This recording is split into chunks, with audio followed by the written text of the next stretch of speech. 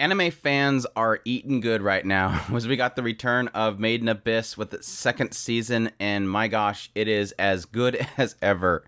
Just, again, the typical intrigue and the building of a world that is so fascinating, and I think the way they pull it off every single time is great. Now, to be honest, I came into the season as blind as possible. With all the PVs releasing and everything, I'm like, I don't want to look at any of it. All I seen was a key art showing different characters, and I was immediately going, all right, I don't want to know anything else. I don't want to know anything else. But it was great. It was really great, because this pretty much most of this episode was just focused on this other group. It's just completely other group, and quickly realized as it was kind of getting into that story, I'm like, oh, this is probably like the original group, the first group of adventurers going into this abyss. Now, granted, as you start to see more of it, it looks as if they're not the first people there, obviously, because there's natives there, and there's possibly something else down there with this golden city. But yeah, really liked how it slowly kind of pushes in there. Now, I felt like the beginning sections of this episode felt like it was like information dump. Like this girl, Vuelo, is just going crazy with information, just dumping it on us and letting us know everything about this compass and where they're going and where she's from. So there is that aspect still there, that there is a lot of information being dumped on us, but at the same time, that slow progression, meeting the characters and going to this new place was fantastic. And yes, eventually making us realize that, oh yeah, this is like the first people, and this is probably way back in the past. How many years? Not sure, but based on what Nanashi said about this idea of the next 2,000 years, I'm wondering if it could possibly be 2,000 years. Maybe this is...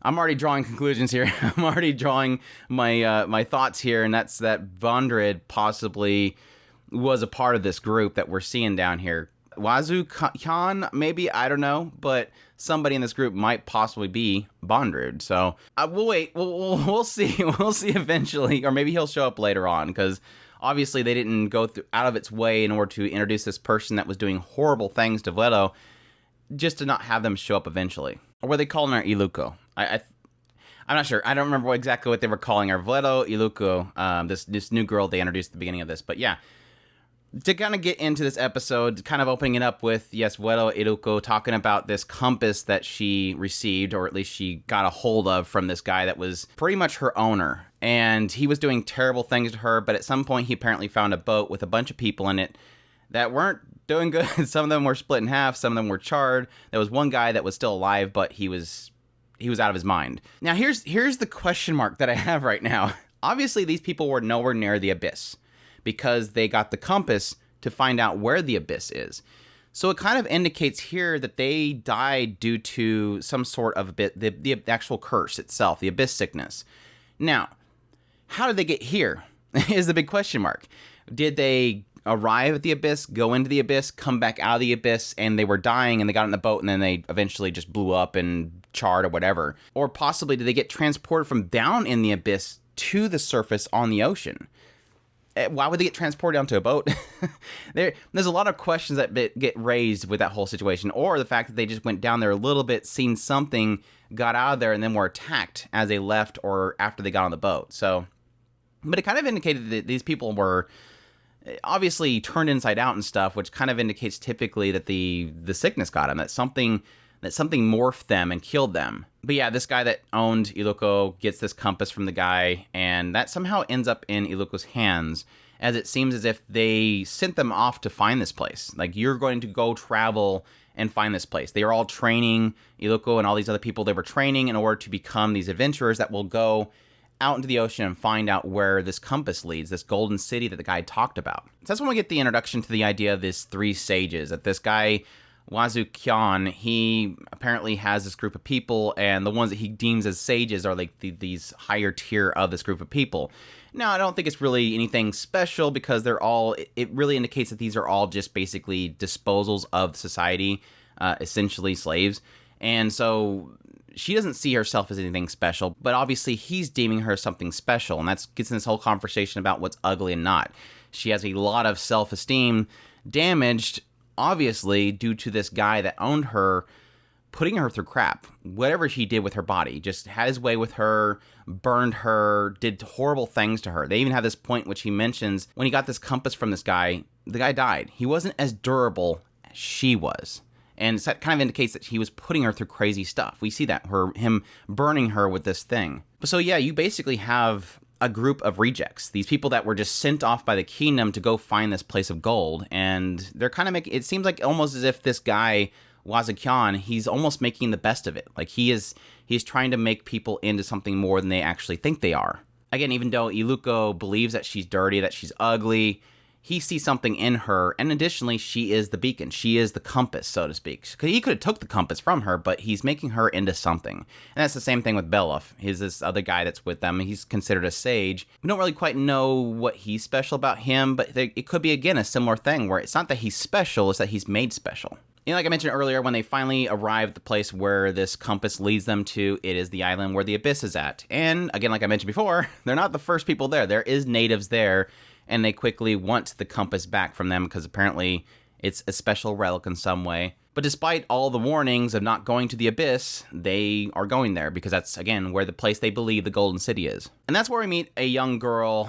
that this is that thing, like every time you get into another episode or a movie of Made in Abyss, you wonder why you keep doing it because it's just kind of a tragic world. I mean, we already had the aspect that Iluko was just kind of used and abused by this man, but additionally, this little girl they end up finding at the edge of the abyss before they go in, Belov checks her back and turns out she is marked. Like they actually marked her as being somebody that is infertile and thus discarded to the abyss. Like she cannot be a thing of society because she can't bear children, which is, again, gosh dang it, it hurts. But yeah, obviously Iluko just kind of gravitates to her and says, we need a guide, let's take her with us, which ends up being a little bit official because this girl does know about this curse, this sickness where if you come back out of the abyss or up elevation, you're going to probably die.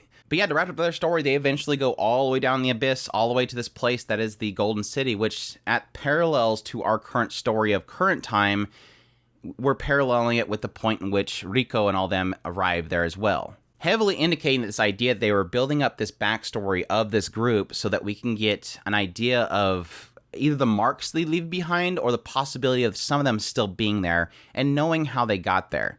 Because again, there's a lot of oddities in the abyss, and so there's no telling who could still be alive from this group, what could have happened to them, and what marks they left behind. Or again, how many stories we'll still see kind of unfold on the side. I'm of two minds at the current moment. One is that some of these people are still alive even to this point, because again, there's a lot of mechanics about this world itself. The other side is that they're going to be walking through this city and they're going to see things left behind, and then we're going to get context from the vantage point of this time way back here. But we'll have to wait and see. I don't want to look too much into it at this point. I'm sure within the second episode we're probably going to get those answers because again, Rico and them are entering the city. Unless the entire episode is just the past. But yeah, I was a little bit happy to see that we didn't go the entire episode without seeing our team. So yeah, at some point, the moment that they enter this capsule that goes down, we get a jump over to Rico and her team, which was great. Getting to see them again was fantastic. Nanashi immediately flomping onto the side of the thing and getting stuck. I miss Nanashi so much. And like I said earlier, this is where we're getting a little bit of context from Nanashi. Obviously pointing out the fact that Bondrewd can still see what she sees. And additionally, that this one statement that he made about the next 2,000 years, which again, like I said before, kind of connecting with what we just seen with his past kind of makes me believe that Bondrewd is going to be involved with this backstory story. And this is going to be the next 2,000 years, where this was the previous 2,000 years. So it'll be interesting to see how Bondrewd, if he is, how he's tied in with the story of the people of the past, and how much we're going to cry over that, because obviously it's not going to end happy. It was funny that at some point Rico had to use the restroom and leave something, and it was really loud because it was really, really quiet in the chamber, and Nanashi has to go over and look at it so that Bondrewd has to look at it. I was like, that's so Nanashi. Nanashi is so great. Like I said before, I absolutely miss her so much. But yeah, that ends with, again, parallel to the backstory, the history. They as well arrive at the Golden City, or the capital of the Unreturned. So And that seems to be the title of the next episode, so we'll be getting right into it. And I'm super psyched. I'm super psyched about the series coming back. Outside of the story they kind of told, I did it, again, even though it hurts, getting some perspective of this widow, Iluko. She is obviously very, very messed up from her experience with this owner, all the stuff that she put her through, but additionally really pushing this idea that she was working hard to train herself, preparing for this moment, just because it seems as if her driving force is to get away from what she was. Again, being the perspective of somebody that was owned by somebody else, she desperately wants to go to a place where she is neutral. Like, she has no past. She has no status of being what she was. She wants a place where nobody knows who she was. And again, technically, she's going to be amongst people that know who she was, but these people don't see her like that. Again, Wazukyan, he doesn't see her like that. He sees her as a sage. She has placed her status as a sage. She is one of the 3 sages. And additionally, with Belov has this perspective of what is beautiful and not beautiful, and looking into the eyes of somebody and seeing who they really are. The perception of what is beautiful and not beautiful and what is ugly is only through what's through the eyes. The actual person inside is kind of what I was getting from that, which I thought was really solid. Additionally, one thing I noted, and this is one of those things where I note it just because I think this could be significant at some point, or it could just be looking too much into it, but essentially pointing out the idea of the guy with the compass and how Iluko's owner was saying, oh, well, that thing died because he's not as durable as you are, Iluko. Kind of, if I remember correctly, the way it was kind of translated almost sounded as if he was saying, you can take this damage and come back from it. Almost indicating that Iluko has some sort of inherent ability to heal, or she's extremely durable in some way. I don't know if that's going to lead to her being special in any way, or if it's just the fact that she's really resilient. Like, she herself fights and stays alive, and that's what's kind of special about her. Not necessarily that she has an actual ability. But we'll have to wait and see. But anyways, that's a lot talking for just this first episode. But again, I'm super excited for the series to come back, and I just want to dive so much into it. I will probably be covering this show on a weekly basis, so if you've not already, make sure to hit that subscribe button. I'm going to have a lot of fun dive into each and every single one of these episodes. I kind of wanted to recap myself by rewatching the series, but it's one of those shows that it's not like I have a lot of fun jumping back. I mean, it's so interesting. This series has been so intriguing, but at the same time, it's also very unsettling and very hard to watch at the same time because you love the characters and they go through some very difficult things. So I don't know. We'll see. We'll see if I can get a chance to just rewatch it just for the hell of it. But anyways, hope you guys enjoyed this video. If you did, make sure to hit that like button down below. Comment. Let me know what you thought of the episode. And if you're enjoying it or not. Again, like I said, subscribe if you haven't already. Share this video if you can. Support us on Patreon or through our tips link in the description below. We also have a super thanks button down there. I definitely appreciate everybody that considers supporting us. And y'all take care.